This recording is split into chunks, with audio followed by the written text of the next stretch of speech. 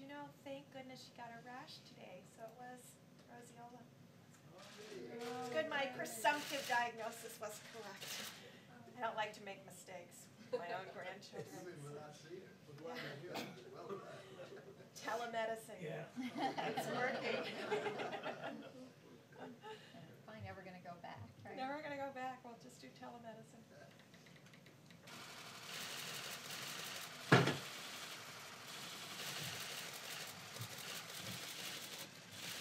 Thank you very much.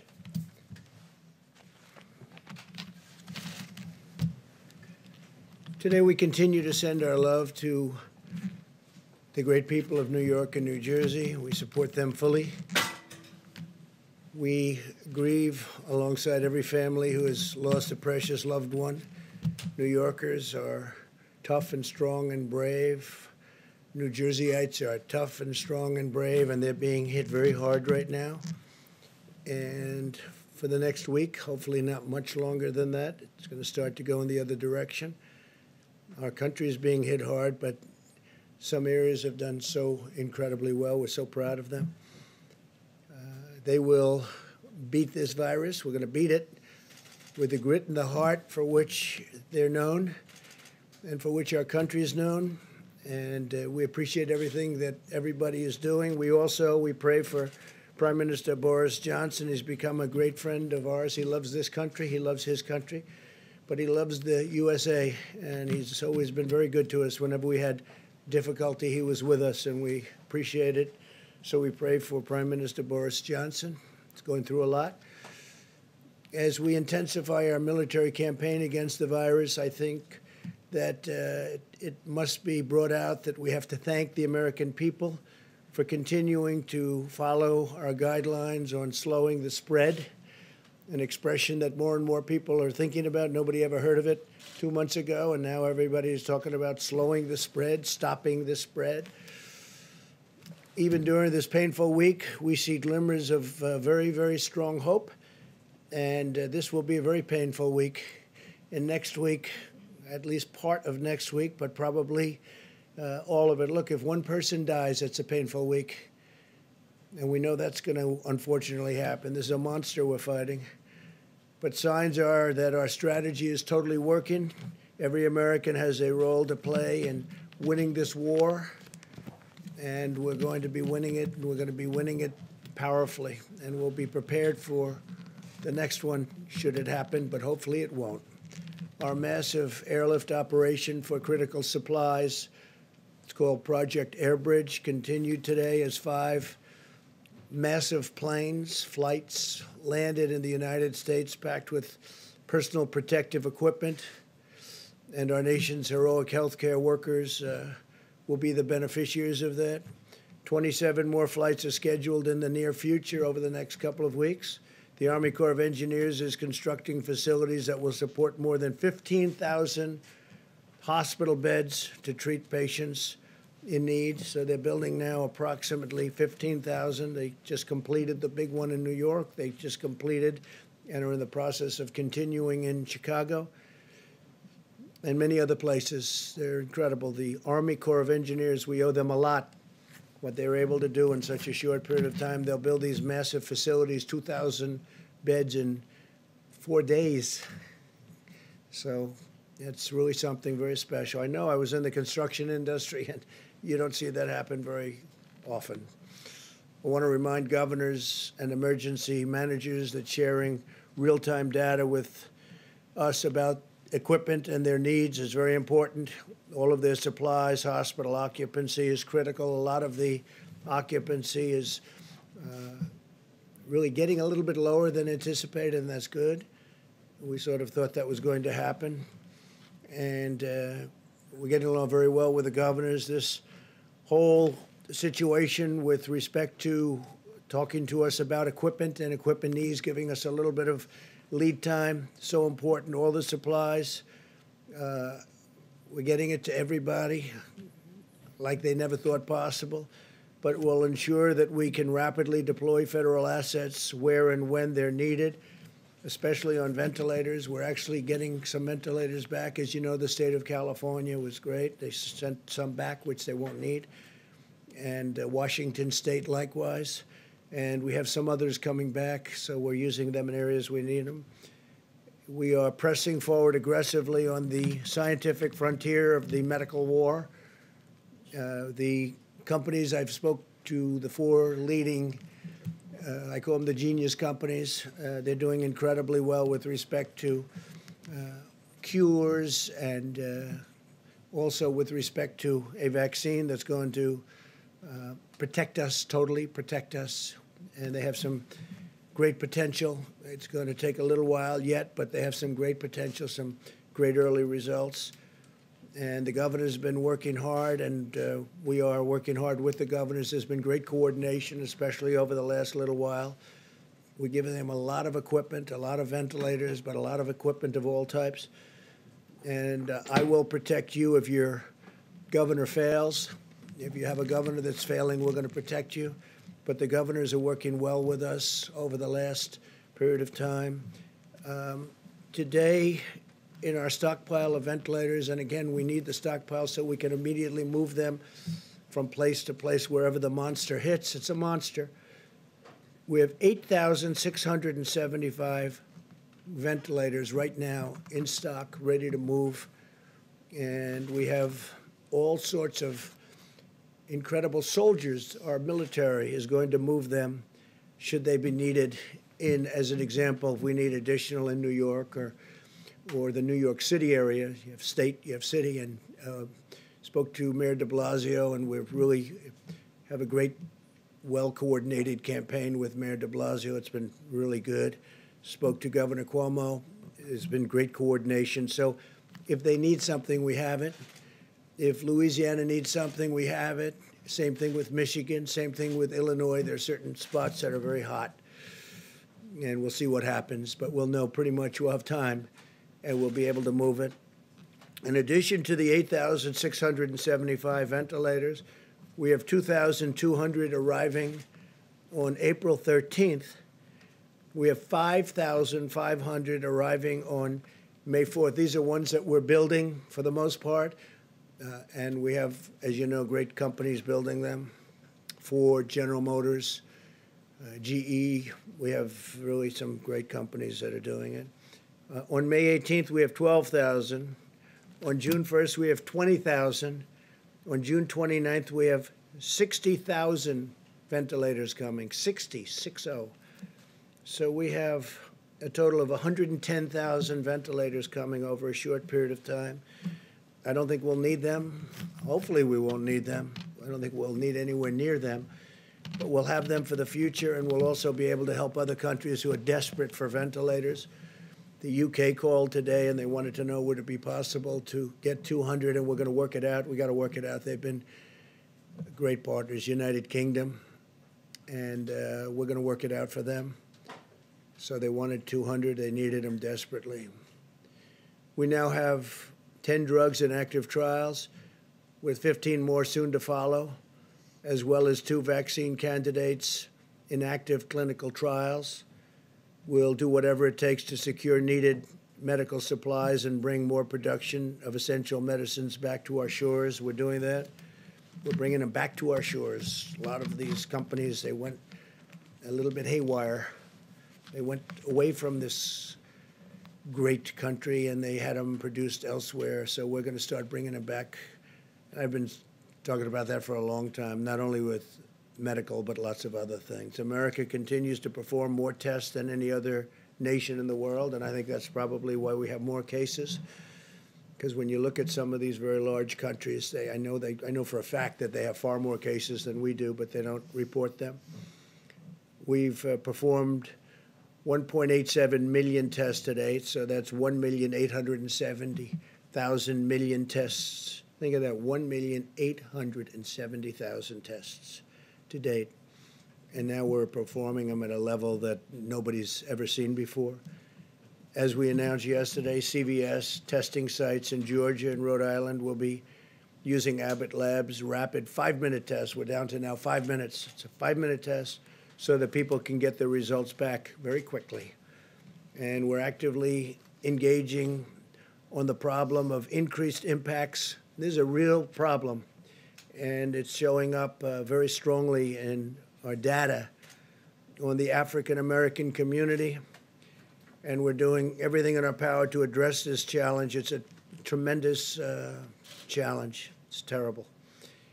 And provide support to African American citizens of this country who are going through a lot, but it's been disproportional. They're getting hit very, very hard. In fact, while we have Tony here, I'd like to maybe have you come up and address that one, and then I'll continue. But if you could address that, it would be great, Tony, please. Yeah, thank you, Mr. President. Thank We have a particularly difficult problem of an exacerbation of a health disparity. We've known literally forever that diseases like diabetes, hypertension, obesity, and asthma are disproportionately afflicting the minority populations, particularly the African Americans. Unfortunately, when you look at the predisposing conditions that lead to a bad outcome with coronavirus, the things that get people into ICUs, that require intubation and often lead to death, they are just those very comorbidities that are unfortunately disproportionately prevalent in the African American population. So we're very concerned about that. It's very sad. It's nothing we can do about it right now except to try and give them the best possible care to avoid those complications. Thank you, Mr. President. Thank you very much. And Tony, I think you're going to have some pretty accurate numbers over the next few days, right? But they are they're very nasty numbers, terrible numbers. In total, 1,200 Abbott machines, Abbott laboratories have been fantastic, have been shipped now nationwide. Up to 500 more are being produced every week, and 50,000 testing cartridges are being manufactured per day. That means a lot of very fast tests. No nation in the world has developed a more diverse and robust testing capacity than the United States. We're dealing with other nations, helping them out because the testing is very tough for them, and our tests are very accurate. A lot of tests are out there, and they're not accurate at all. In fact, some of the tests, you don't have a clue what's going on. So we're working with other nations trying to get them help also. At a time when many Americans are experiencing increased stress, anxiety, and personal loss, we must also ensure that our country can meet the mental health needs of those struggling in this crisis. There are people struggling. They're struggling. And some people are getting to know each other, frankly. Some families are getting to know each other on a positive note, but there are a lot of people struggling. On Thursday, I'll be speaking to leaders and advocates from the mental health organizations all across our country. And we are going to be talking about resources and tools that we'll make available to them. They need help, and it's a big problem. When you take something where it was the most successful country in the world, still is, the whole world is shut down. Think of it, we're down to numbers that are incredible. As I said yesterday, I think it's 182 countries right now. 182 countries are under attack by the scourge, by this virus. But as we wage medical war on the virus, we're also speeding economic relief to our people. It's incredible. We just had a meeting that was absolutely incredible with the banks. I spoke with leaders in the banking and finance industry about our efforts to help American workers and employers. As of today, small business has processed more than $70 billion in guaranteed loans and will provide much-needed relief for nearly 250,000 businesses already.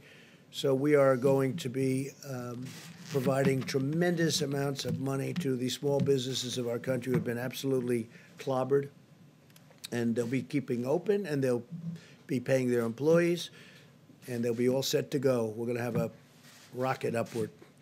I want to thank David Solomon, CEO of Goldman Sachs, Brian Moynihan, CEO of Bank of America, Gordon Smith, co-president, COO of JP Morgan Chase, Charles Scharf, CEO of Wells Fargo, Michael Corbett, CEO of Citigroup, Al Kelly, CEO of Visa, Michael Miebach, CEO of MasterCard, Noah Wilcox, CEO, Chairman of Grand Rapids State Bank, and we had numerous others also on the call, and I just appreciate them. We're way ahead of schedule, by the way. We're way ahead of schedule. The Paycheck Protection Program has been incredible. So based on the incredible success of the program, I'm announcing that I'll be asking Congress to provide an additional $250 billion for the Paycheck Protection, which will help keep Americans employed to facilitate a quick and full recovery. We're doing very well. We're looking very bipartisan. A lot of people want to do it, and the plan is amazing. You know, they're processing hundreds of thousands of loans, and this is the big banks that are doing it, the community banks.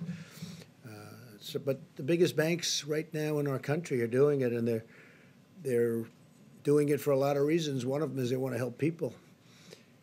The WHO, that's the World Health Organization, receives vast amounts of money from the United States, and we pay for a majority, a biggest portion of their money.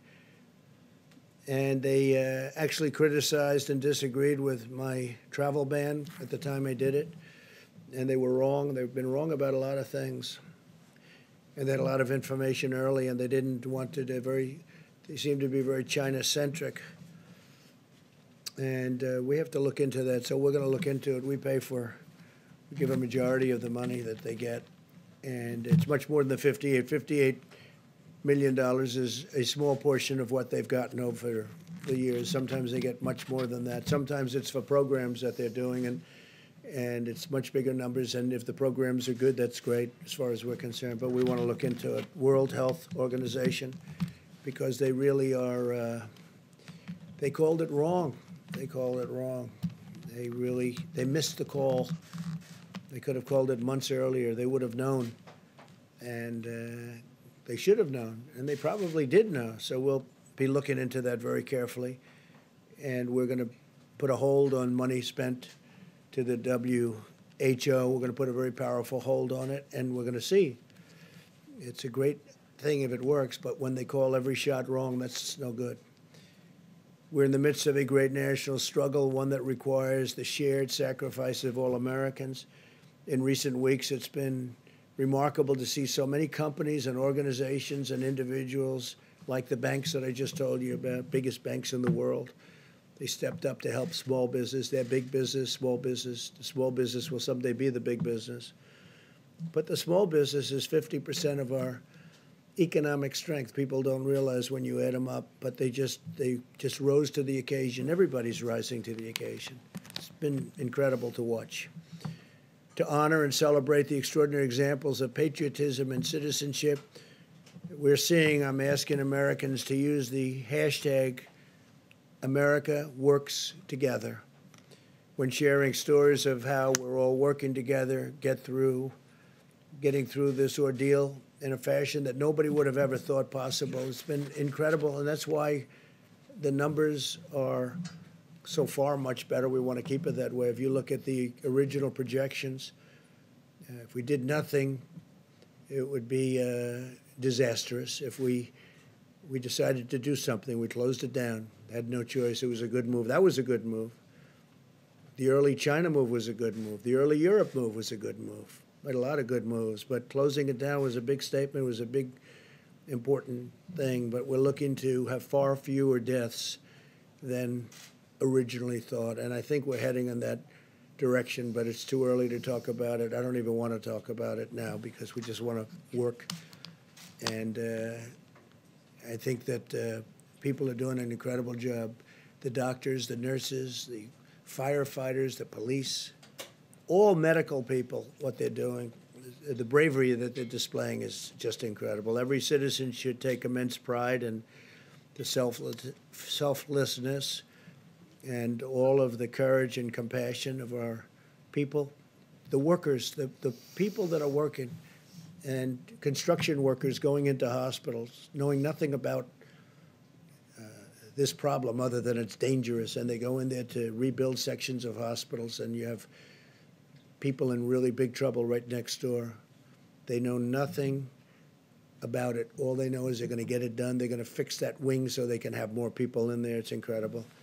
But this is a national spirit that won our independence and settled the frontier and explored the horizons of space, and that's what we're doing. I mean, this is all new territory. It unlocked the miracles of science, and we're doing that. I wish you could have heard the calls I had yesterday with these great companies that come up with cures to diseases, and the success they've had over the last 15 years is really amazing. So I just want to thank all of them. They're working very hard. They're working with UK right now, and the UK doctors, hopefully helping with their great prime minister. But these people are really tremendous signs of success are staring us right in the face. I think we're going to have something that's going to be great in terms of vaccines and in terms of everything else that they're doing. Just really helping us, helping the people of our country, and helping ultimately the people of the world. So I want to thank you all for being here. I will take some questions, and then I'm going to give it over to the Vice President, and they're going to go into great detail onto what we're doing and all of the successful supplies and medical equipment that we're getting. All of the ventilators, I've said it, but you can go over it in more detail if you'd like, but we're taking in and building thousands and thousands of ventilators, and they're very high quality. I said, you got to go for the quality, and these are quality companies doing it. So, because there is a big difference between a good ventilator and a not so good ventilator, Tony, right? We've seen that. And big difference. So we're going top of the line. Steve, please. The acting Navy Secretary submitted his resignation today, Motley. Why did that become necessary, and what role did you have in this, sir? Well, I had no role in it. I've heard, I don't know him, but I've heard he was a very good man. And the whole thing was a very unfortunate. The captain should not have written a letter. He didn't have to be Ernest Hemingway. He made a mistake, but he had a bad day. And I hate seeing bad things happen. Man made a mistake. But, you shouldn't be writing letters, and you're in the military. You're the captain of a great ship, and you shouldn't be writing letters and sending them to many people. And then it gets out to the media. And, the question is, how did it get out to the media? So there's a lot of bad things happened there. And I had heard he did because he didn't want to cause any disturbance for our country. So that was because he wouldn't have had to resign. I would not have asked him. I don't know him. I didn't speak to him. But he did that, I think, just to end that problem. And I think in really many ways that was a very unselfish thing for him to do. What should happen now to Commander Crozier, who left? Well, they're going to look at that. I think the Secretary of Defense, as you know, is Mark Esper, and he's very capable. And I think he's looking at that right now. They're going to just take it under regular Navy channels to see what they want to do. But he made a mistake, but he shouldn't have done that. And your secretary probably shouldn't have said quite what he said. He didn't have to resign, but he felt it would be better for the country. So I think it will end it quickly. Yeah, so, Mr. President, a couple on the economic front. The $250 billion that was added today, or will be added for the small business loan program, brings it to $600 billion in total. Do you think that figure is enough? Might there need to be more down the line? When you see hundreds of thousands of applications, don't forget they're for $3,000, for $7,000, some for a couple of million. I guess one of the banks said a couple of million. So they're for different, very varying amounts of money. And there's a limit on the top, and then there's really no limit on the bottom as to what it might be. But it's really popular. It's hundreds of thousands of applications. They really like it. What I like is it keeps these companies together, these little companies. Just like we're going to help the airlines and the big companies, we're going to help the little companies. And the banks are running. Nobody's equipped to do a thing like that, but the banks are equipped. So the banks are doing it, big banks, small banks. We have many banks, community banks. And they're processing the loans, and they'll be able to watch it and make sure it's done properly. Talk today, sir, as well about potentially reopening the economy in the upcoming weeks. You mentioned the other day about a potential economic task force. Can you give us some sort of update as to where that may or may not? We're thinking about that, but we want to open up, and we want to get it open soon. That's why I think maybe we're getting to the very top of the curve. I spoke with Governor Cuomo, and He seems to think that he's getting close, and I think a lot of people think that a lot of places are getting close. We want to start hitting the downside, and I think we're going to be. This is going to be a very difficult week, however. This week will be a very difficult week because that's the most difficult week when you're at that top position, and we'll see what happens. We'll see what happens. It does open up. What can the federal government do? Well, the federal government has done a lot, and it's going to do a lot. We want to. I really think that with the stimulus, we can be maybe even beyond. We're going to do perhaps infrastructure, which you wouldn't have gotten approved before, and now people are looking to do it. And the beauty is we're paying zero interest, or very close to zero interest. In some cases, we're paying actually zero, have no interest charge. And the dollar is very strong, and people are investing in the dollar. They want, the fact that we have the strong currency. We have the currency. Our currency is everything. And other companies, other countries want to be in our currency. So we're getting all of the investment wanting to come into the dollar. The dollar is the strength. The dollar is the whole ballgame. We have a strong dollar. Other currencies are going down, way, way down in some cases. You look at other countries, I won't mention them, but other countries are going down 22%, 25%, 28%, and it's very hard for them. That makes it much more difficult. With us, our currency is relatively now stronger than it ever was, or it was over the last few years relative to other countries. It's always relative to other countries, but our currency is very strong. So therefore, people want to invest. If we do a bond issue to do infrastructure, everybody wants a piece of that issue, even at zero interest. Yeah, please. Did you see these memos that reportedly Peter Navarro wrote back in January? When did you see them, and how does these memos sort of square with what you've often said that nobody could have predicted this? It sounds like he was predicting. I didn't see him, but I heard he wrote some memos talking about pandemic. I didn't see him. I didn't look for him either. But that was about the same time as I felt that we should do it. That was about the same time that I closed it down. I asked him about it just a little while ago because I read something about a memo. I said, "Did you do a memo?" I didn't see it. I didn't ask him to show it to me. He said, "Yes, I talked about the possibility of a pandemic." Nobody said it's going to happen, but there is a possibility. There always has been a possibility, but people wouldn't talk about it. But it was right about the time that I closed it down. And interestingly, the World Health Organization was not in favor of us closing it down. And if we didn't close it down, we would have lost hundreds of thousands more lives. So we did a good thing. Yeah.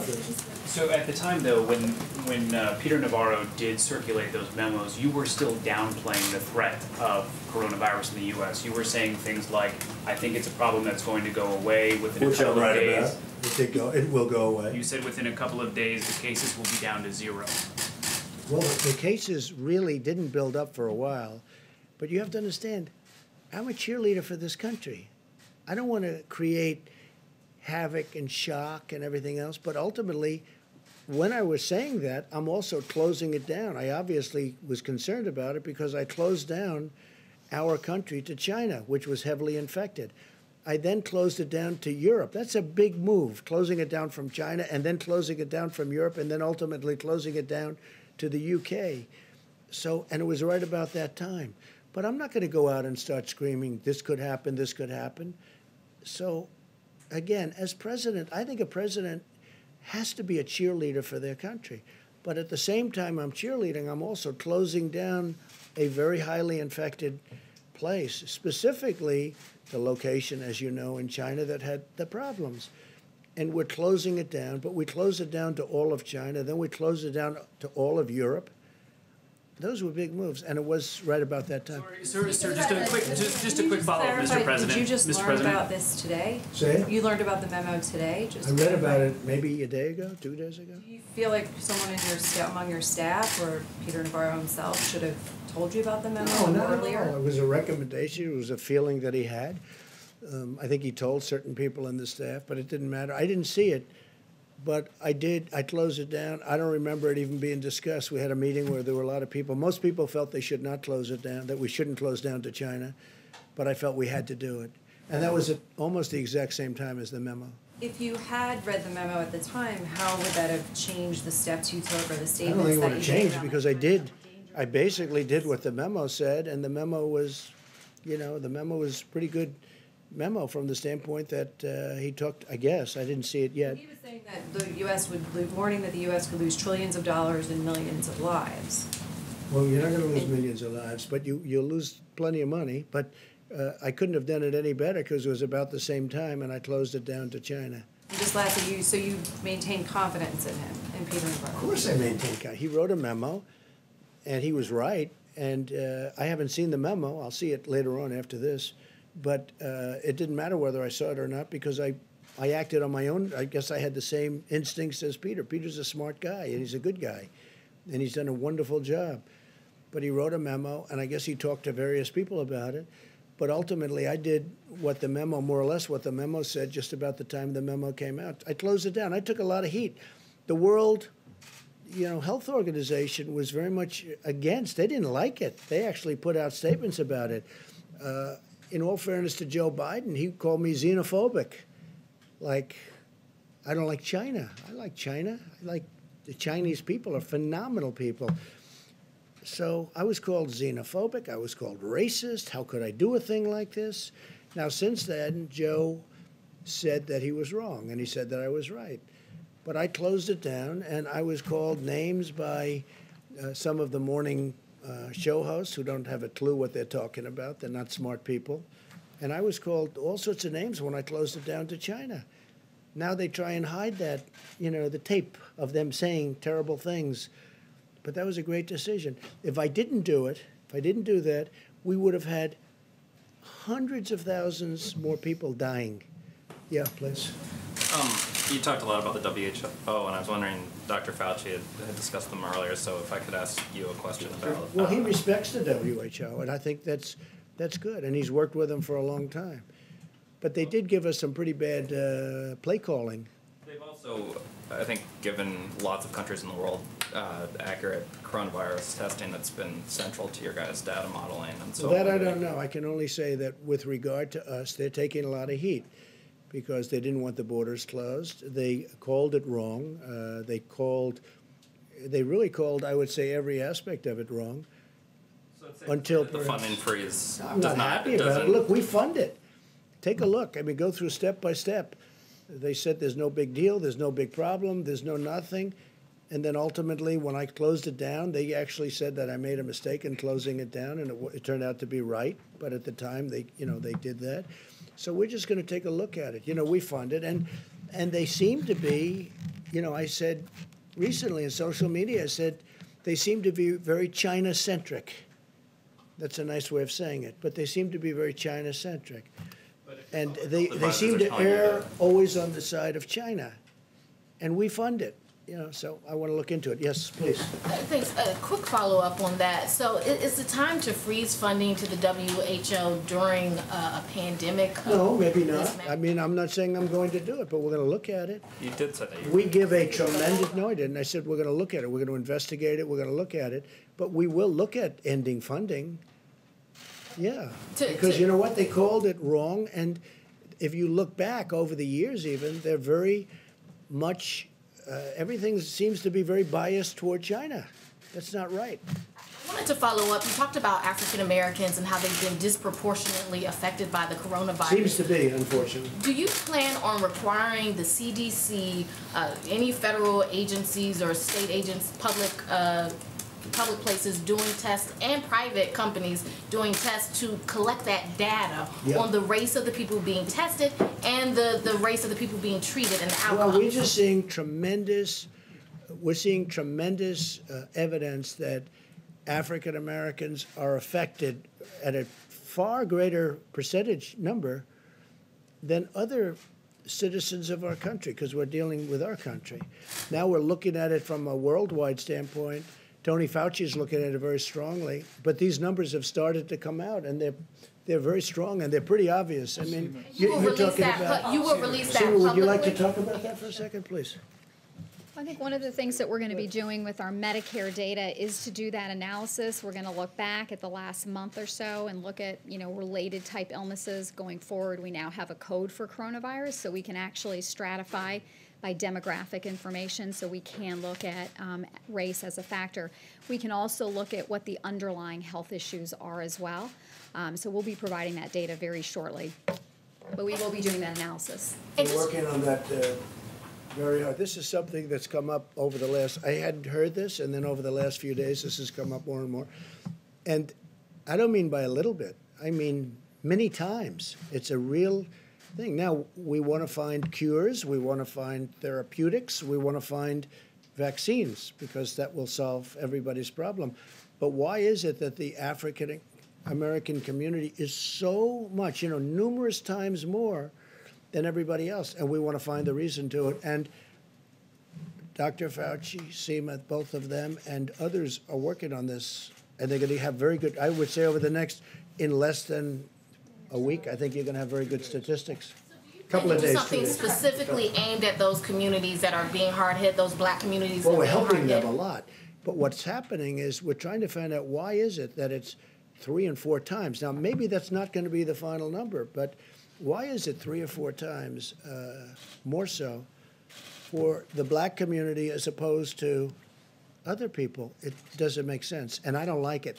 And we're going to have statistics over the next probably 2 to 3 days, okay? Mr. President. Please, in the back. Thank you. I'd like to ask a question on behalf of myself and a colleague who couldn't be here due to social distancing. Thank you. Who are you with? Who? With Hearst Newspapers. I'm the print cooler today. Thank you. Some banks are only providing Paycheck Protection Program loans to clients with whom they have existing banking relationships.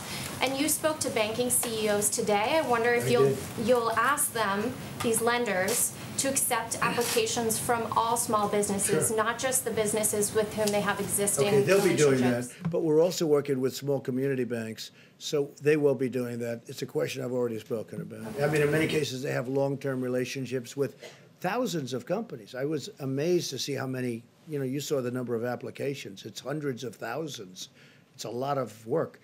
But I did ask that question, and they are working on that. Yeah. Thank you. And my second question from a colleague is Congressman Jerry Connolly, a Democrat from Northern Virginia, told the local DC CBS station that you personally requested the CARES Act stimulus bill be stripped of $25 billion for the Postal Service. Connolly claims that unless the USPS gets that $25 billion, the agency will be run out of money by June. He accuses you of hastening the demise of the Postal Service. Could you respond to that, please? I'm the reason the Postal Service has lost billions of dollars every year for many, many years. I'm the demise. This is the new one. I'm now the demise of the Postal Service. I'll tell you who's the demise of the Postal Service. So these internet companies that give their stuff to the Postal Service, packages, and I don't know why they're not, I don't run the Postal Service. You have a group of people, so-called independent people, and they run it. But these packages are, they lose money every time they deliver a package for Amazon or these other internet companies, these other companies that deliver. They drop everything in the post office. They say, you deliver it.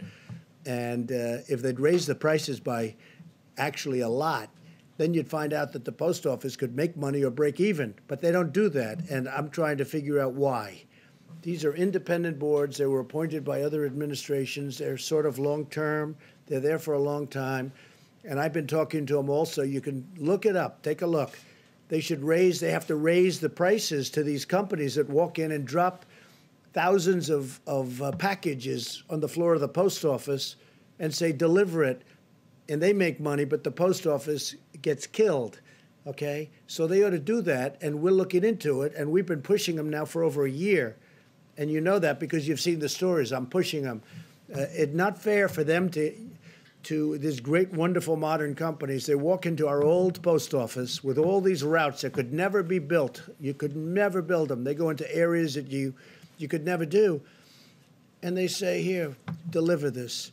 And they lose a lot of money per package, and they have to raise their prices, but this Postal Commission doesn't do it. Now, we just got a chance to appoint a couple of people onto the commission, as I understand it, and that's good. but they have to raise their prices. Otherwise, they're just going to lose a lot of money. And tell your Democrat friend that he ought to focus on that, because if he focused on that, he could truly save the post office. Post office has been losing billions of dollars a year for many, many years. And have him take a look at that, because that's the way to solve the problem.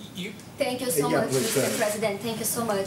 Mr. President, you say this week will be very painful, very difficult, but a few weeks ago you say this was just like a flu. What have you learned? I didn't say 2 weeks ago it was a flu. The question is, Mr. President, what have you learned that Ready? you could offer as an advice to foreign leaders who still are skeptical about this pandemic and who are against social distancing? What is your advice? What have you learned? You said I said it was just like a flu. So the worst pandemic we ever had in this world was a flu, and it was called, you know that, it was in 1917, 1918. And anywhere from 50 to 100 million people died. That was a flu, okay? So you could say that I said it was a flu, or you could say the flu is nothing to sneeze at. Then what can you offer as an advice to foreign leaders who are skeptical about this pandemic and who are against social distancing? Well, I think there aren't too many of them. If you look throughout the world, and everyone, just about everyone that has practiced that is now closing up. Well, the UK was an example. Now, they talk about Sweden, but Sweden is suffering very gravely. You know that, right? Sweden did that. The herd, they call it the herd. Sweden is suffering very, very badly. It's a way of doing it, but you know, everybody has been watching everybody else. And so far, almost every country has done it the way we've done it. We've chosen to do it. If we didn't do it that way, we would have lost hundreds of thousands of more people. Okay. Mr. President, there's voting going on today in Wisconsin. There are reports of thousands of people waiting in hours-long lines as they've had to weigh their own personal health and their civic responsibility. Do you think that the Supreme Court was right in its decision that voting should go forward and the absentee extension should not take place? Yeah. Look, the Supreme Court, of course they were right, because what the Democrats wanted, and you know what this happened, I supported a man named Justice Kelly, who's Daniel Kelly, highly respected justice. And I supported him just the other day, social media. I know of him. He's just a fantastic justice, and I endorsed him. And as soon as I endorsed him, they wanted to move the election. They didn't want to move the election. As soon as I endorsed him, the Wisconsin Democrats say, "Oh, let's move the election to 2 months later." They didn't mind having the election until I endorsed him, which is very interesting. And now they talk about, oh, safety, safety. Well, it was 15 minutes after I put out an endorsement that they said we have to move the election. They didn't want to move the election before that. The other thing they wanted to do, which is crazy, at the end of the election, they wanted to have 1 week for proxies to come in, or mail ballots. Now, mail ballots, they cheat, okay? People cheat. Mail ballots are a very dangerous thing for this country because they're cheaters. They go and collect them. They're fraudulent in many cases. You got to vote. And they should have voter ID, by the way. You want to really do it right, you have voter ID. But the Democrats, and this was turned over in the Supreme Court yesterday, I give great credit to the court, they actually didn't want to have an election day. They wanted to have election day, and then a week after election day, you choose your, all these ballots come in, these mailed ballots come in. The mailed ballots are corrupt, in my opinion, and they collect them, and they get people to go in and sign them, and then they're forgeries in many cases. It's a horrible thing. And so what happened is, the Democrats in Wisconsin, they had no problem with the election being today until I endorsed the Republican candidate, Justice Kelly, Daniel Kelly. And as soon as I endorsed him, they went crazy. They went crazy.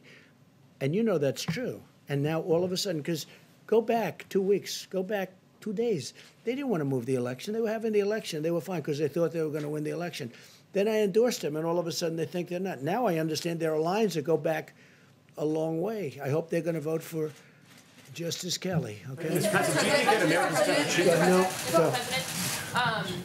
With millions of pills of hydroxychloroquine donated, is there a plan or system in place to track the potential side effects? When you saw There the hasn't representative. serious harm, so is there a plan to Is there a track the plan? side effects? The outside side of effects, clinical the side effects are the least of it. You have people dying all over the place. And generally, the side effects are really with the Z-Pak, having to do with the heart. The Z-Pak, that's the antibiotic, not with the hydroxychloroquine. So a woman last night, I watched her on one of the shows, good show, Laura, and she was, she thought she was dead. She was a representative from Michigan. She was just in horrible shape for 12 days, 14 days. She thought she was dead. I think she said that her doctor said she's, you know, it's going to be very tough. She saw me talking about this, and she asked her husband to go to the drugstore. Now, this is a Democrat representative, a person that, you know, perhaps wouldn't be voting for me. I think she'll be voting for me now, even if she's a Democrat, even if she's a Democrat representative. And they went to the store, which I made available because we have millions of doses. We have, I think, 29 million doses of this drug. And she asked her husband, she said, please go out. I'm not going to make it. Please, you have to hear her story. Please go out, get it. He went at 10 o'clock in the evening to the drugstore. He got it.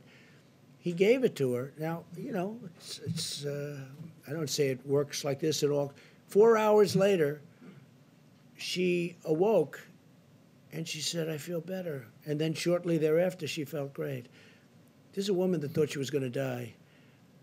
It's, I mean, she's a Democrat representative, highly respected woman, African-American woman. I don't know if you saw it. As you asked a question about African-American, she was an African-American woman, a great woman. Her manner of speaking, the way she told the story was beautiful. I asked my husband to go and get it. He got it. She is now okay. I mean, she was interviewed last night on television. And she thanked me. She thanked me even in a tweet. She said, I want to thank President Trump. He saved my life. Look, I don't say that happens with everybody, but that's a beautiful story. There are many of those stories. And I say, try it.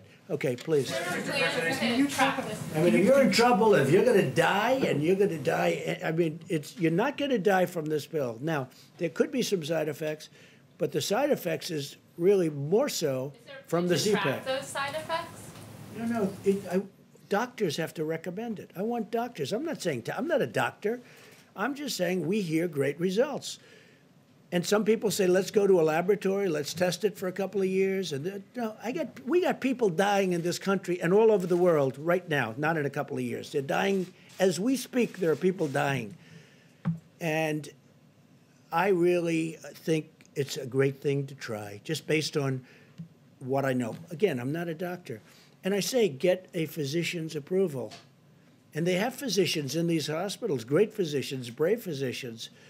They also say it's good for the hospital workers to take them, that it's, you know, it's keeps it away, keeps it out of your system. I don't know.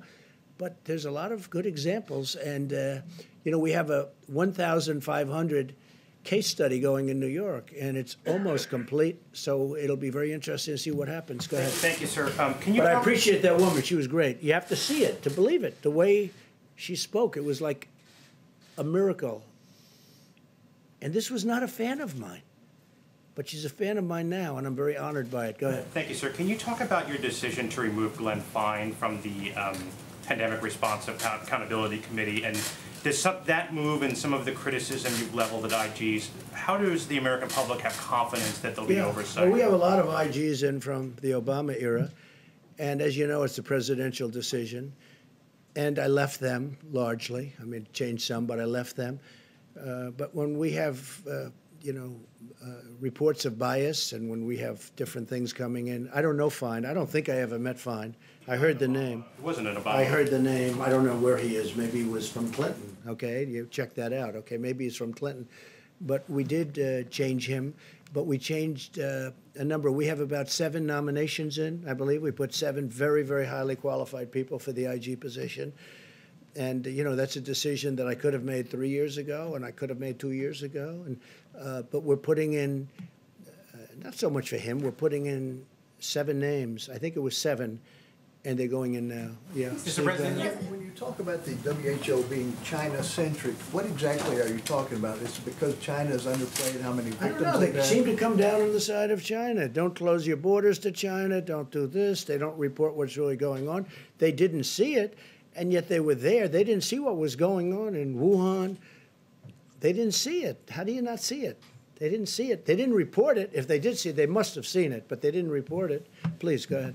Mr. President, just turning back to the voting in Wisconsin and those long lines, who will be responsible and who should be held responsible if people get sick after they voted? Look, all I did was endorse a candidate. I don't know anything about their lines. I don't know anything about their voting. I love the state. But you also encourage I people to won get out the and vote state. today as well. Will you take some of the responsibility if some of those people I won the get state, sick? which is rare for a Republican to do, but I won the state of Wisconsin. I'm going to win it again because we've been great to the people of Wisconsin, as you know, with our policies, and they like me and I like them. But all I did was endorse a candidate that's highly qualified, very respected person. And all hell broke loose as soon as I did that. And then all of a sudden they want to change. Before I endorsed them, they didn't want to change this voting area.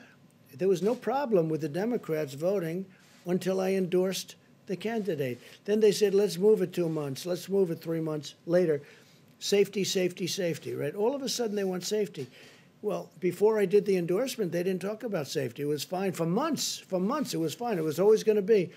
And now I endorse, and they want safety. So, you know, that sounds... Thank you. Just to follow up on that, how does the election, them holding this election in Wisconsin line up with the social distancing recommendations that have come from your Well, administration? there you have to ask the people that you have a Democrat in Wisconsin as governor. Ask him. That's his problem. Okay, he should be doing it. Again, some governors fail, and I won't let them fail because when they fail, I'll help. But that's run by Democrats right now. Okay? It's run by Democrats. You had a great Republican. Is it possible to socially distance when you're voting? You're going to have crowds. You have to speak to the governor. What you should do is call the governor of Wisconsin and ask him that question. But also ask him, how come it was okay to do this until I endorsed the candidate? And as soon as I endorsed him, these lines are formed, and I hear, Mike, the lines are through the roof. So, you know, hopefully they're going to vote for the right candidate. Yeah, please. Can I just check in on oil again today? I was wondering if... Oil? Yeah. Where is it today? Well, I was wondering if you... No, where's the price? Give me the price. I'm not sure, to be honest. How can you ask a question when you don't know the price? I'll look it up for you. Okay, let me do somebody else then. Go ahead. So you were highly critical of mail-in voting, mail-in ballots for voting. I think mail-in a few minutes voting ago, is but horrible. you voted by It's mail corrupt. in Florida's election last month, didn't you? Sure, I could vote by mail for that. How do you reconcile Because I'm that? allowed to. Well, that's called out of state. You know why I voted? Because I happen to be in the White House and I won't be able to go to Florida to vote. the But let me difference just between say, mailing within well, there's a state or big mailing difference outside the between state? somebody that's out of state and does a ballot and everything sealed, certified, and everything else. You see what you have to do with the certifications. And you get thousands and thousands of people sitting in somebody's living room signing ballots all over the place. No, I think that mail-in voting is a terrible thing. I think if you vote, you should go. And even the concept of early voting is not the greatest because a lot of things happen. But it's okay. But you should go and you should vote. I think you should go and you should vote. You look at what they do where they grab thousands of mail-in ballots and they dump it. I'll tell you what, and I don't have to tell you, you can look at the statistics. There's a lot of dishonesty going along with mail-in voting, mail-in ballots. You've encouraged state officials to buy their own medical equipment. The federal officials are kind of swooping in and scooping up those orders. How are you ensuring that it's being distributed fairly? And is Well, there we're more getting great prices on equipment. We're getting great prices on equipment, and we're helping the states. And the governors are very thankful. Mike Pence had a call yesterday with every governor was on the call, and it was like a love fest. They're very happy. I don't know if they tell that to the press. Some of them don't. Some of them will never say good to the press, but they know we've done a great job. Not a good job, a great job. Because state officials are widely No, saying I that. think sometimes it does. And what we say is, let us know, and we will immediately drop out of the bidding. Let us know, and we do that, and we drop out. Sometimes we tell them to drop out because we've got a good price. And then we'll deliver it to them. How do you charge them? Yeah, go ahead, behind, please. Go ahead. Yes, thank you, Mr. President. No, not you. In front, please. Some states have had trouble with getting accurate death counts, particularly because of lack of testing or no uniform. Did you see death counts? Yes, because of lack of testing and no uniform system to put that into. When you say death counts, I think they're pretty accurate on the death count. Somebody dies, I think the states have been pretty accurate. No testing. That's a big deal, what you're just saying. No, the death counts, I think they're very, very accurate. I do say this, I think if you look at China and if you look at some of these very large countries, when you talk about cases, number of cases, I would be willing to bet they have more cases than we do, but they don't do the testing like we do. But you look at, you look at some of these certain countries, and I would be willing to bet a lot that they have more cases. But we're more accurate, and our testing is done very accurately, and we've got a good process. Did you have one? Yes, please. Mr. President, you have been very consistently supportive of a payroll relief tax. Payroll? Payroll relief. Now, I know you're still busy trying to implement phase 3, but as we move towards phase 4, are there still obstacles to that? Because that would put money in American pockets, like consistently. Yeah, you're right. I would love to see a payroll, good questions. I would love to see a payroll tax cut. And I think on behalf of the people, it would be quick. Now, it's a longer term, it's a longer time because it's over a period of a year or whatever you want to make it.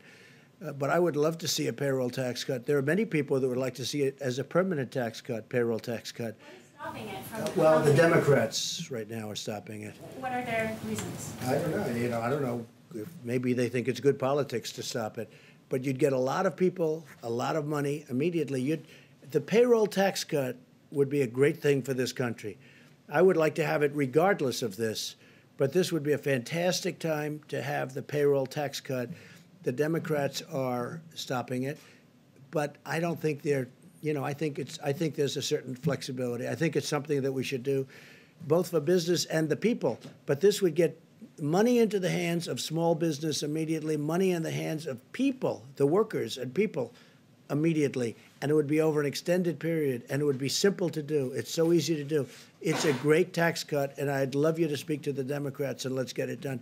So I'm going to give this now to Vice President Pence, and they're going to go over some very good statistics with everybody. And we'll have a couple of answers on that, because we're working very hard on the African-American community with respect to what's going on, because it's not good. I don't like it. And we're going to have some very good statistics, Tony, I think, over the next couple of days.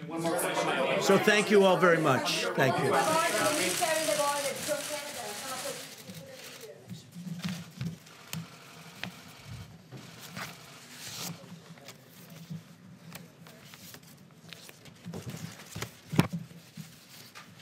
Thank you all. A few updates, and then I'll introduce Dr. Deborah Birx to talk about what we're seeing around the country, what the data is telling us. But suffice it to say, as the President said several times, this is a very tough week in America. And our hearts go out to all of the families that have lost loved ones to the coronavirus. But I know I speak for the entire White House coronavirus task force when I say our hearts are with the people of the greater New York City area today. As we stand here today, in the midst of heartbreaking numbers of losses in New York City, I also want to assure the American people that there's reason for hope. As Dr. Birx will enumerate in just a few moments, despite the increase in losses, as Governor Cuomo articulated today, hospital admissions continue to decline. And in our report early this morning from Dr. Birx, we continue to see evidence of stabilization in some of the areas around the country of the most significant outbreak, the New York metro area, including New Jersey, Long Island, and Connecticut, New Orleans metro area, Detroit, Boston, Chicago, and Denver, as Dr. Birx will explain, continue to give evidence of stabilization, which in a very real sense is evidence that the American people are putting into practice the social distancing, the President's guidelines for our nation. And for that, as the President said earlier today, we thank the American people. Even in the midst of hardship and loss at a time when we've seen more than 385,000 Americans test positive for the coronavirus and more than 12,000 succumb to this illness. The evidence that Dr. Birx will describe to you will show that the American people know our future is in our hands. And so as I begin, allow me just simply to continue to urge every American to put into practice the guidance you're receiving from your state and local authorities. Take it to heart, take it seriously, share it with your family and your friends, and know that you're making a difference, America, because you truly are. Today, for my part, I spoke to over 500 small business owners in a conference call, and there I heard about their enthusiasm for the Paycheck Protection Program. And that call took place before the President had the Secretary of Treasury indicate our interest in acquiring another $250 billion for that program. As of this morning, more than $60 billion in forgivable loans that would cover 2 months of paychecks at small businesses had already been distributed, and the number is going to grow literally by the day. We also had a very productive call today with some other American heroes. You know, we all have in our hearts and in our minds our healthcare workers, and I'll speak for a moment about the supplies and resources that we're working to provide for all of them. But right below our healthcare workers are all the people that are working in critical infrastructure around the country, and some of the most important people are working in food supply. I mean, from the farmers and the ranchers to our processors, to our distributors, to our truckers, to our grocers. Americans are keeping food on the table for our fellow Americans. And let me begin by just saying what I said to some of the most prominent CEOs of meat and grain industry companies in the country, companies like Tyson Foods and Hormel today. Not just these companies, but to all the hardworking people working in food supply today, thank you. Thank you for what you're doing to keep those grocery store shelves stocked. Thank you for showing up for work every day and working hard to keep that food supply rolling in America. You know, it was more than 5 weeks ago that the President brought in all the grocery store leaders in the country, and there he received a commitment that no grocery store in America would close, and they haven't. But it's been these heroic Americans, from the farm to the fork, that have made it possible for Americans to have one less worry, and they are truly inspiring heroes. That being said, I did hear from the industry today that there have been reports of some plants having reduced capacity because of people having concerns about exposure to the coronavirus. In fact, over the last several days, there's been some incidents of worker absenteeism, and some plants have actually been forced to close temporarily. And so on behalf of the President, on behalf of our entire team, and on behalf of a grateful nation, let me just say to all of you that are working in the food industry at every level across the country, just understand that you are vital. You are giving a great service to the people of the United States of America. And we need you to continue as a part of what we call our critical infrastructure to show up and do your job, and know that we're going to continue to work tirelessly in working with all of your companies to make sure that that workplace is safe. With that being said, let me talk about the other heroes that we always mention at this podium today, that Dr. Birx and Dr. Fauci invariably mention, and that's our healthcare workers. At the President's direction, we've been working tirelessly, literally around the clock, to identify resources around the country and around the world to make sure our healthcare workers have the support that they need.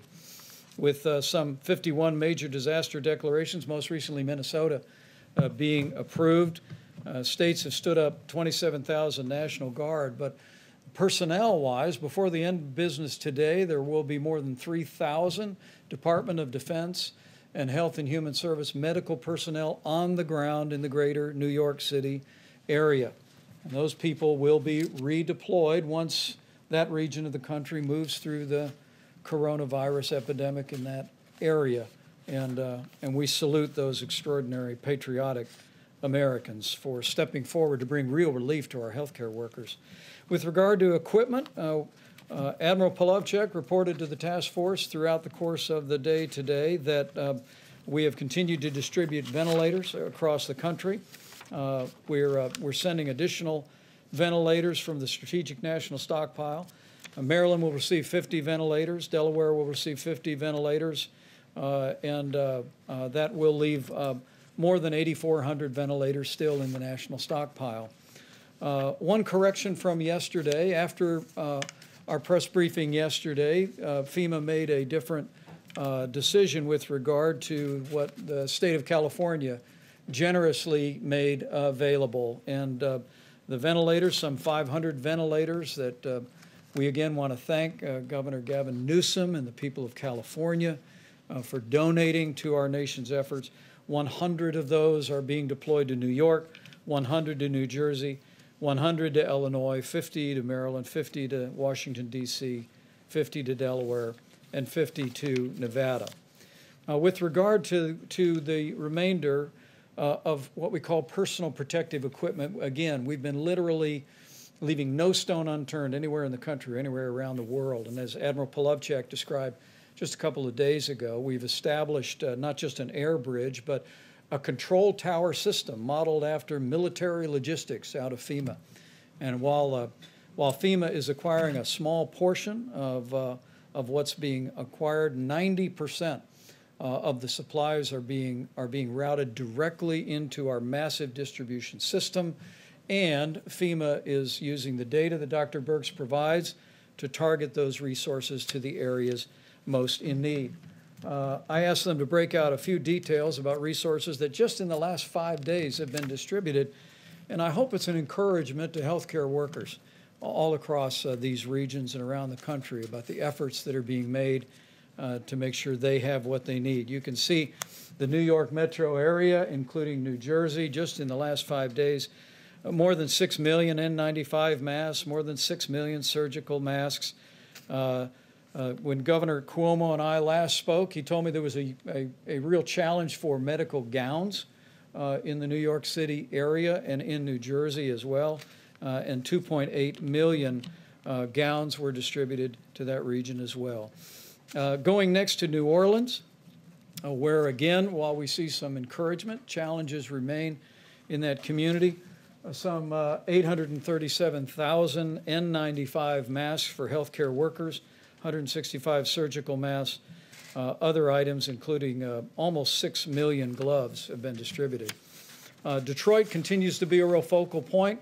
We're working closely with Governor Gretchen Whitmer as well as Mayor Mike Duggan to meet the needs of healthcare workers in Detroit. Just in the last 5 days, 1.6 million N95 masks have been routed into the healthcare system in Detroit, nearly 700,000 surgical masks, and 24 million gloves, just as a portion of what's displayed. And in the Chicago metro area, which we continue to focus on each and every day, more than 1.7 million N95 masks have been routed into their healthcare system, 900,000 surgical masks, 25 million gloves. I share these details in the hopes that healthcare workers looking on will be encouraged.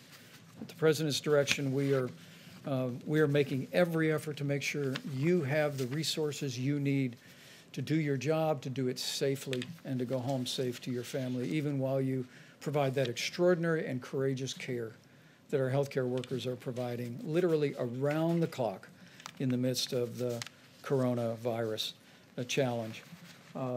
The last slide is just the cumulative numbers that we have distributed, and I'm happy in a few moments to answer any questions about that. Again, the system that we have in place is one that is essentially infusing our major distribution networks with millions of items And then FEMA is directing on a day-by-day and oftentimes hour-by-hour basis where those resources are most needed.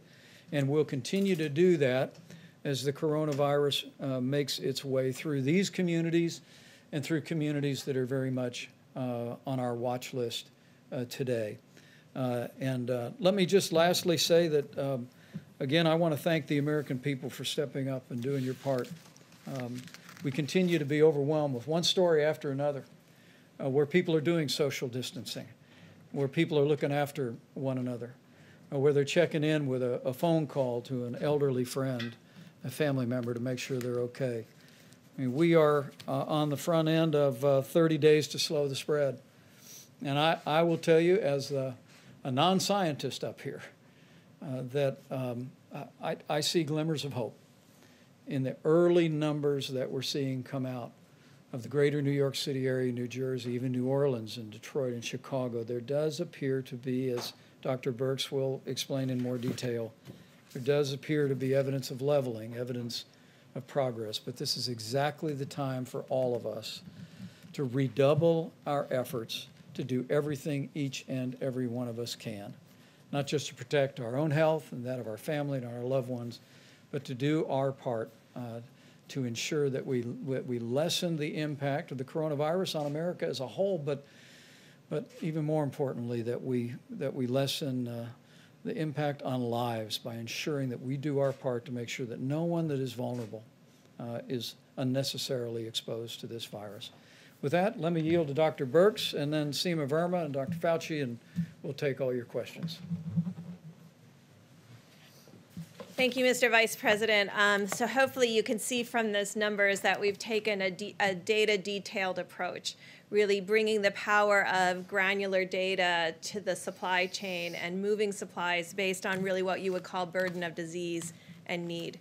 If I could just start out by not just going to the numbers at the beginning, but really talking to the community of health advocates, to the community that works on the social determinants of disease and the communities of the historic Black colleges and universities. We really need to improve messaging, and I'm asking them to help us increase the messaging around this. We don't want to give the impression that the African American community is more susceptible to the virus. We don't have any data that suggests that. What our data suggest is they're more susceptible to more difficult and severe disease and poorer outcomes. And we really need to make sure that every household is aware of what it's going to take to protect the individuals in that household that have pre-existing conditions. We could call on the indigenous nations, the real tribal leaders, to also be working very closely to protect the elders of their communities. We know this is more difficult in multi-generational households, and it's really going to call for really unbelievable attention to details of hand washing and protecting others from each other, particularly if you don't feel well. This is really a call to action to the communities to make sure that we get messages appropriately out there so that everyone understands what it's going to take for us all to protect one another. And we know it can be done because we can see these changes. I wanted to go through the numbers at a high level so you understand why particularly these supplies went to these areas to begin with. We talk about attack rates or the cases per population. So in the New York, as a state, they have 7 cases per 1,000. This is the highest in the country. In New York City itself, it's closer to almost twice that in New York City. New Jersey is 4 per 1,000, Louisiana 3 per 1,000, Massachusetts 2 per 1,000, Connecticut 2 per 1,000, Michigan 1.5 per 1,000. The District of Columbia in the Baltimore area now 1.5 per 1,000, and we're watching them very closely. Pennsylvania 1 per 1,000, but we're concerned about Philadelphia. What is allowing us to move supplies based on burden of disease and need is the extraordinary West Coast that has had very low numbers, from Washington that was less than 1 per 1,000, California that is less than 0.5 per 1,000, and Oregon that's even less than that. And it's those states where there's large populations, because of the enormous work that they're doing to prevent expansion and spread of the virus, it's allowing resources to go to these these states and these communities and these counties that need more support. And so this kind of data analysis is allowing us to make very intelligent decisions about need, but also really understanding what's happening across the country in the development of the curves, as you have heard about. And so we do see, and I know you heard me caution that over the weekend sometimes there's decreased case reporting, and so there were increases in a series of communities on Monday. We're seeing that stabilize again, and when you look over 3 days, you're starting to see that we may be actually in a series of communities outside of New York and New Jersey and Connecticut, creating a much flatter graph. A much flatter curve.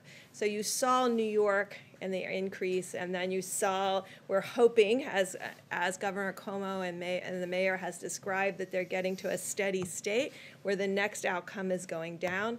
But we see across the country, in Detroit, in Chicago, some real, not this extreme going to 7 cases per 1,000, but really staying in the more 2 cases per 1,000 and a different curve parameter then, and it really shows the amazing, amazing activity of every American in those cities to really ensure that there's social distancing, and really importantly to ensure there's less socialization between households, and really ensuring that the household really remains independent and protected, and not really at this moment going out into the community or socializing anywhere but a virtual way on computers, by Zoom, by FaceTime. And I think we can really see that in the data, and it's really given us great heart.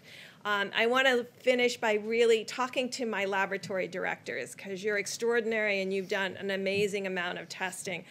Those nearly 2 million tests that we're getting to, those were all done in the last 2 to 3 weeks. But we do have excess capacity. So if all the lab directors could look in their laboratories, if they have an Abbott M2000, if they could get that up and running, we could double the number of tests that we're doing per day. That is a high throughput. The machines are throughout the United States. There's hundreds of them. Right now, about 80% of them are idle. We're going to have a call with the laboratory directors of these laboratories to really ensure this is an automated, robotic situation that they can run. There's over 1 million tests sitting, test kits sitting, ready to be run. We have 5 platforms of tests. This is one of our really high volume platforms, like Roche, and we're really calling on them to really increase that capacity so that we can do not only increased diagnostic testing, which I think we're doing quite well right now, but also increasing the ability to do more healthcare workers, first responders, community testing, and surveillance. And then finally, you will see, and you've heard about it happening in the UK and other places, there's a series of antibody tests out there that have not been validated. We're working right now very closely with a series of companies that know how to make these tests, that have made these tests for us for decades, for HIV, for a rapid test. They're working on that technology to bring that quality of test, which is in the 90+% sensitivity and specificity, to the American people for antibody tests. But until we get those, if you see them on the internet, do not buy them until we can give you a test that's reliable for all Americans. And we are working very hard to have that happen and bring that to the American public. Some of the tests that may be available on the internet may have very low sensitivity and specificity and give you a false reassurance that you either give you a false positive or a false negative, implying that you may be protected. So please wait until we have those tests available and validated. People are working around the clock to make those available to the American people. We all understand how important that is, because you've heard us talk about asymptomatic cases, and we really want to know how broad that is and how common that is. And so in places like New York City, where I described that they had a 7 per 1,000, sometimes 2, 3, and 4 times any other place in the United States, being able to know what the number of people who never had symptoms but do have a positive test would be really critical at this point, particularly as we plan for any reoccurrence in the fall or in future seasons. Thank you. Great. And we have Seema Verma, Center for Medicaid and Medicare Services, will discuss what we've done to support hospitals. As we support healthcare workers, we want to make sure the institutions that are providing the environment for care are well-financed, and she's got a couple of funding streams, and help is on the way. Seema? Thank you, Mr. Vice President. And let me just start with echoing the President and the Vice President's comments about our condolences to all the people out there that have lost somebody to the coronavirus. And also, sincere appreciation and thanks to all our healthcare workers that are on the front lines. But we know that it's the impact on the healthcare system isn't just those frontline workers. Healthcare organizations across the nation are having increased expenses. They're having to spend more on supplies. You're seeing all of the supplies that are being sent to them, and that's having a direct impact on their bottom line. Many of them are also having increased expenses because they're taking advantage of some of the flexibilities that we've given them. Hospitals without walls, they're putting, you may see tents out in their parking lots where they're doing testing or screening, so they have a lot of increased expenses as well. Other healthcare organizations are not performing essential surgeries or other services. A lot of them are moving to telehealth, and that represents lost revenue for these healthcare organizations across the country. And so the President has asked us to address this issue. About 10 days ago, we put out something called accelerated payments that we do in the Medicare program, and it allows us to advance payments to providers based on their historical Medicare revenues that they receive. So just in 10 days, we've been able to provide payments to providers. We had about 25,000 requests. We've processed about 70% of these. It's happened in about 5 days, and the total on that is about $34 billion that we've managed to put into the healthcare system. But those are essentially loans. The President has asked us to go further with this and to start the implementation of the CARES Act. That provides $100 billion to the healthcare system. You've heard Secretary Azar talk about the focus on some of those dollars going towards the uninsured, but the President wants us to accelerate getting those dollars out. And so this week we will be putting out another $30 billion, which are grants. This is going to be based on Medicare revenue. There are no strings attached, so the healthcare providers that are receiving these dollars can essentially spend that in any way that they see fit. Also, this is going to be done in a very easy, simplified way for many of our healthcare providers. We actually do direct deposit with them, and so those dollars will just go right into their bank accounts. For other providers, all it's going to require is some very simple registration, and we'll be able to give them that money as well. So we're expecting that to happen this week. The other thing to note is that this is not a first-come, first-served basis. Because we are basing this on their Medicare revenue, they will get these dollars. So even if it takes a few days, there shouldn't be any panic in the system as well. The other thing to recognize here is that our priority was on getting these dollars out as quickly as possible. We heard that from the many healthcare providers across the country that weighed in on this. They said the most important thing was to get these dollars out as quickly as possible. But we recognize that in terms of getting these dollars out, because it's based on Medicare revenues, there are providers out there, pediatricians, children's hospitals, OBGYNs, even our nursing homes, that a lot of their revenue comes from other sources, Medicaid or other payer sources. And so those organizations will be addressed in the second tranche of funding, and we'll have a priority for these organizations and these types of healthcare providers. Also just want to say, so together between the loans that we've put out there with our accelerated payments and the $30 billion, that's about $64 billion for the healthcare system this week alone. And so I think, again, this is part of our effort to support the healthcare system, and also just want to, again, say thank you to all our healthcare providers out on the front lines. To all Americans, the best thing that we can do to support our healthcare providers is to adhere to those guidelines around 30 days to slow the spread. That is the best thing that we can do to support our healthcare workers. Thank you.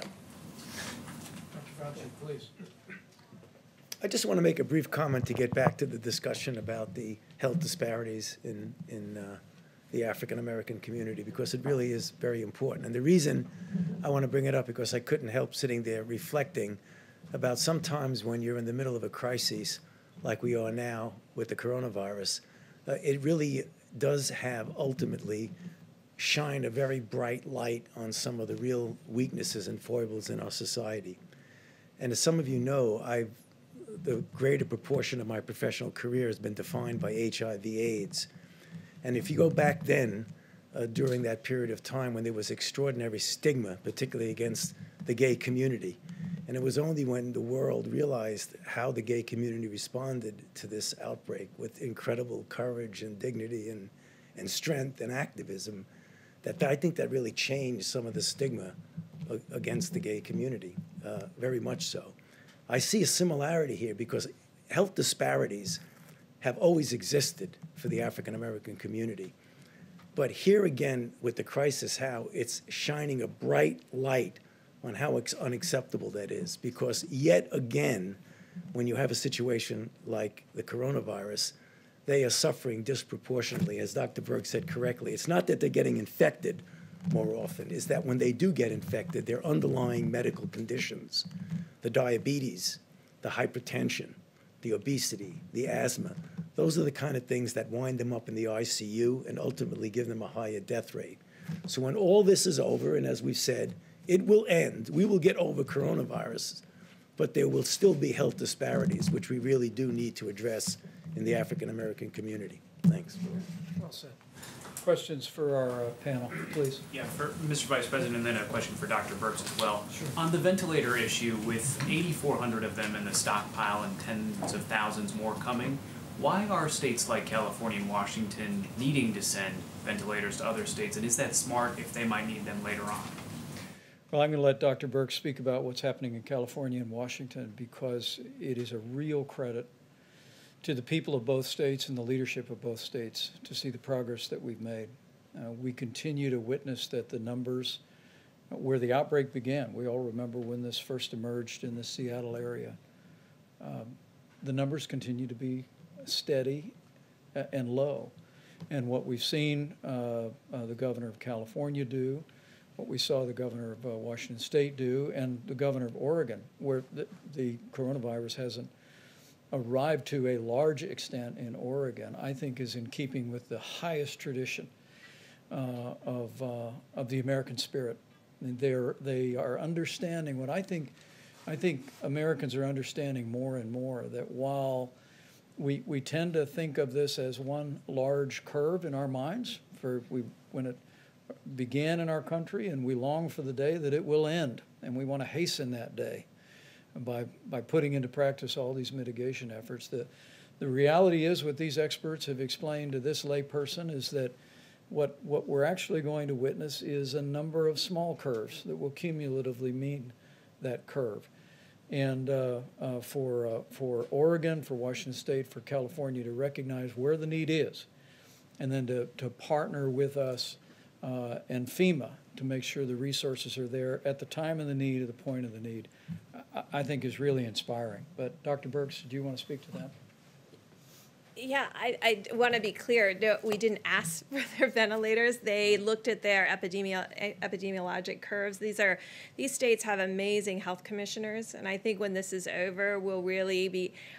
All of the models were based on something we have never attempted to do anywhere in the world. We have never attempted to do this kind of mitigation.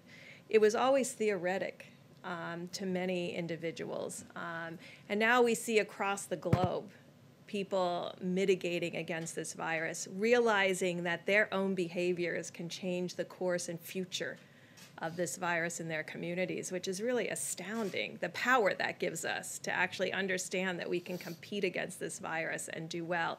And so I think their governors and their health commissioners looked at their curves, looked at their hospitals, looked at their ICU, and looked at their needs, and then decided that they didn't need those at this time and wanted to make it available for other states that were in more of that 2 per 1,000, 3 per 1,000, 4 per 1,000, and 7 per 1,000. And I think we'll learn a lot from other states and other communities to really understand how to do this better next time. And I think this is what will teach us, because we've never attempted anything like this, at least in my lifetime, where we've had, these 30 days to stop the spread. I mean, we've not ever put out information like that. So I think you heard the CDC director talk earlier today about in the models how different individuals thought communities would mitigate and the rate at which they would mitigate. And I think you can see that across the world we're learning that when you give communities the information that they need to understand what's going on and you're transparent, that communities can be part of the solution in a transparent and amazing way. And I think this kind of education and dialogue is always critical when you want communities. I think when I first started here 5 weeks ago, I said that we will win based on what the communities are able to do as a community of Americans. And I think we're all really deeply impressed about what they were able to do. So it was the governors who decided.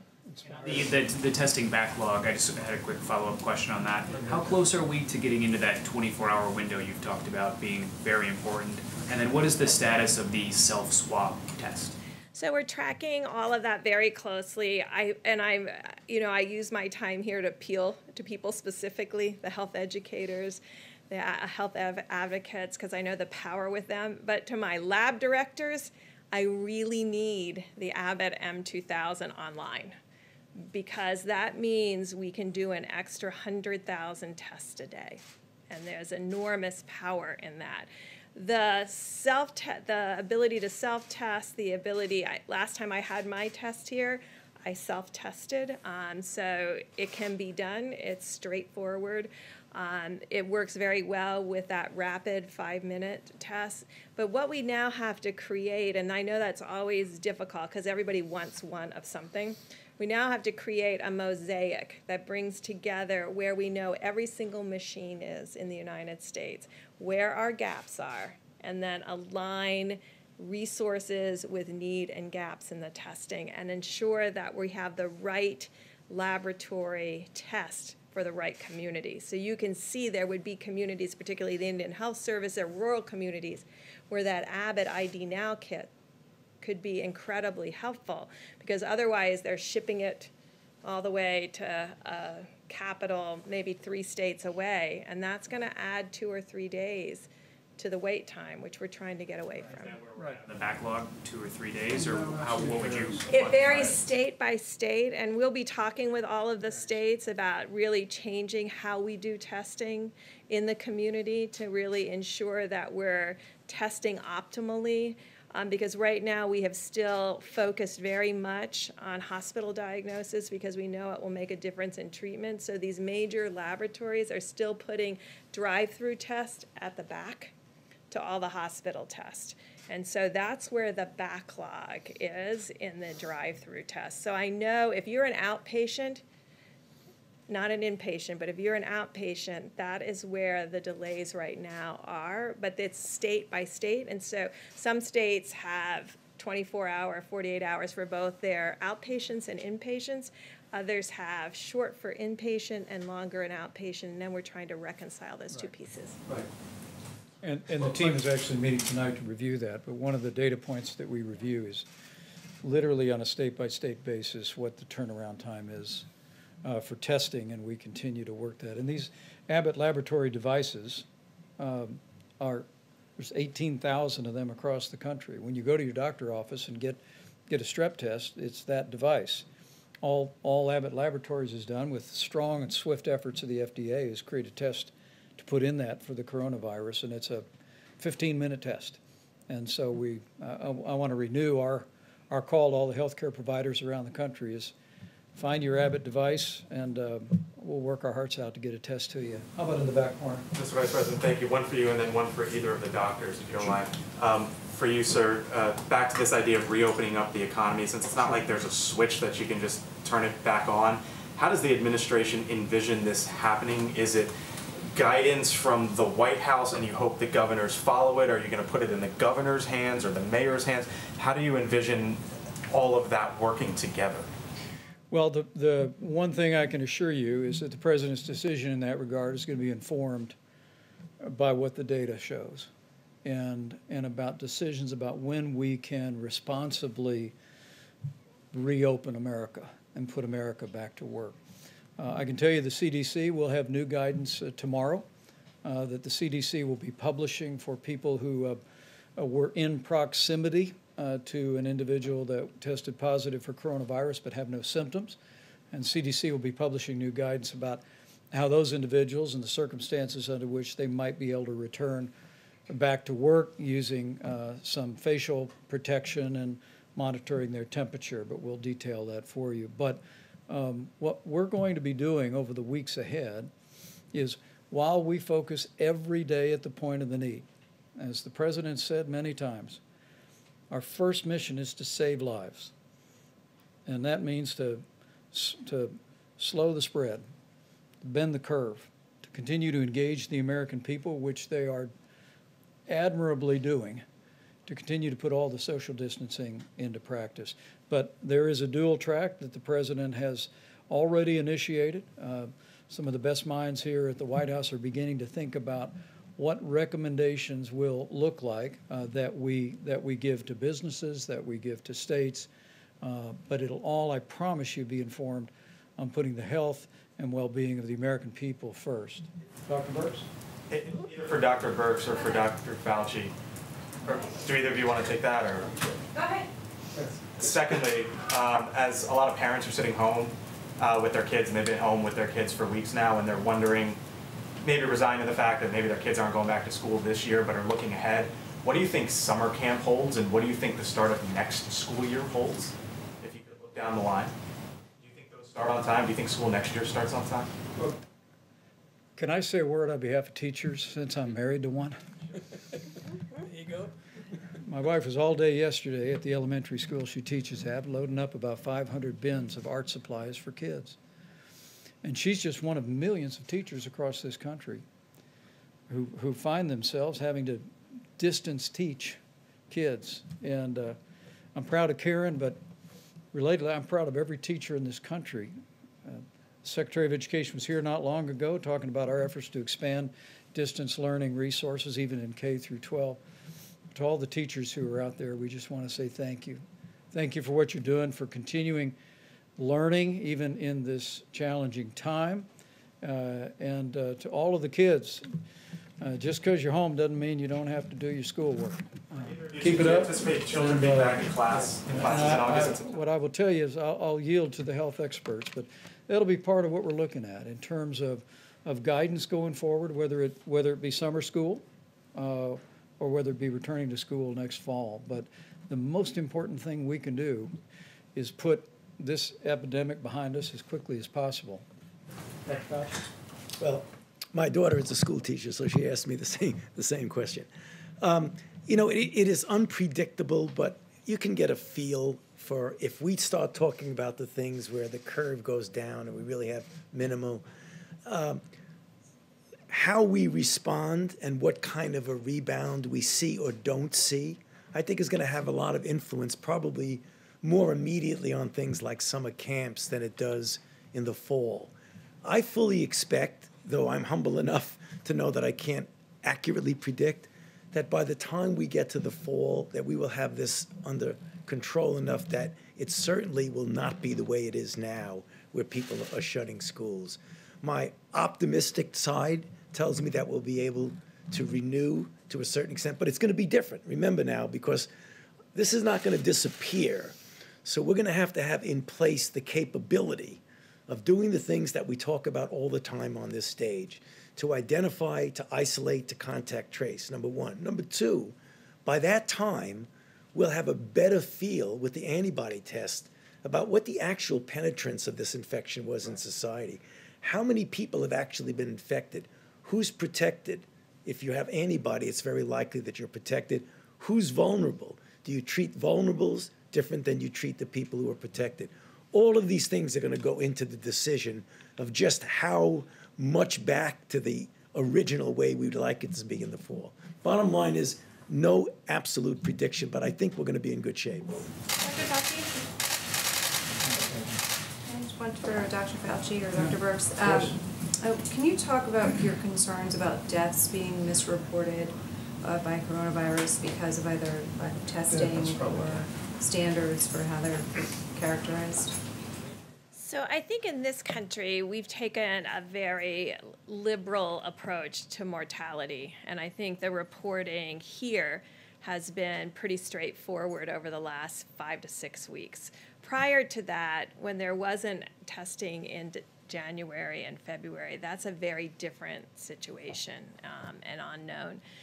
There are other countries that if you had a pre-existing condition, and let's say the virus caused you to go to the ICU and then have a heart or kidney problem, some countries are recording that as a heart issue or a kidney issue and not a COVID-19 death. Right now, we're still recording it, and the great thing about having forms that come in and a form that has the ability to mark it as COVID-19 infection, the intent is right now that if someone dies with COVID-19, we are counting that as a COVID-19 death. Can you be sure, you hear from coroners that that's not necessarily the case. Are you sure, how can you be confident about that, and is there any concern that it skews the data that you're trying to collect in terms of projections and things like that? Well, I think that would apply more to rural areas that may not have the same level of testing, but I am pretty confident in New York City and New Jersey and places that have these large outbreaks and COVID-only hospitals. I can tell you they are testing. New York and New Jersey together have, by proportion, are testing extraordinarily well as Washington State and Louisiana. So I don't see that there's been a barrier in testing to diagnosis. No, I think there's so much focus now on coronavirus that, particularly if you take New York, which we all know is having a disproportionately higher proportion of the burden of the entire country is right now in New York. I can't imagine if someone comes in with coronavirus, goes to an ICU, and they have an underlying heart condition and they die, they're going to say cause of death, heart attack. I cannot see that happening, so I don't think it's going to be a problem. How about one more? A question for Dr. Fauci on the virus hitting Black communities the hardest. These numbers are staggering. Louisiana and other states are reporting 40 to 70% of deaths are African Americans. Do you expect that pattern to continue nationwide? Some states have not even reported their data yet. I can't be confident to predict patterns, but the underlying reason why that is happening doesn't change from state to state. So you expect it to get worse? No, I expect that when African Americans get infected, given the disproportionate disparity of the underlying conditions that lead to complications like the ones I mentioned, I expect that we will still see the pattern that when you look at the proportion of people who get into serious trouble and die, again, it's going to be disproportionate towards the African Americans. I do expect that. And is the federal government now leading the charge in collecting this information from the states, and when will it be made public? Yes, the answer is yes. It will be public as soon as you get enough data to be able to make a meaningful statement. So can we expect this week or a couple of days? The task force has assigned that to several members of the team. We're assembling that data now. It is a great concern for us, and but it's probably a good reminder that we have to be especially careful around people with serious underlying health conditions. As we've said it many times from this podium over many weeks, that the risk of serious illness from the coronavirus remains low for the average American. But for anyone from any community that has a serious underlying health condition, particularly senior citizens with serious underlying health conditions, the risk of tragedy is very real. And so we're going to be very diligent about studying this and providing information and guidance in accordance with our best scientists. But I do want to say to each and every American, the President's coronavirus guidelines for America about wash your hands. If you're sick, stay home. If you can work from home, if you're not in critical infrastructure like our incredible healthcare workers or all those heroic people working to keep food on the shelves at our grocery stores and keep medicine at the pharmacies, we We ask you to work from home if you can. Avoid unnecessary travel. Avoid gatherings of more than 10 people. Use a drive-through at a restaurant. Don't go in the restaurant. Not just to protect your health, but to protect those of every community, of every background in this country who may have underlying conditions that make them susceptible to tragic outcomes. That's how we can all do our part to slow the spread and to protect our most vulnerable. And the American people are doing it, and as we continue to do that, we will hasten the day that we put the coronavirus in the past and we reopen America and put America back to work. Thank you all. We'll see you tomorrow.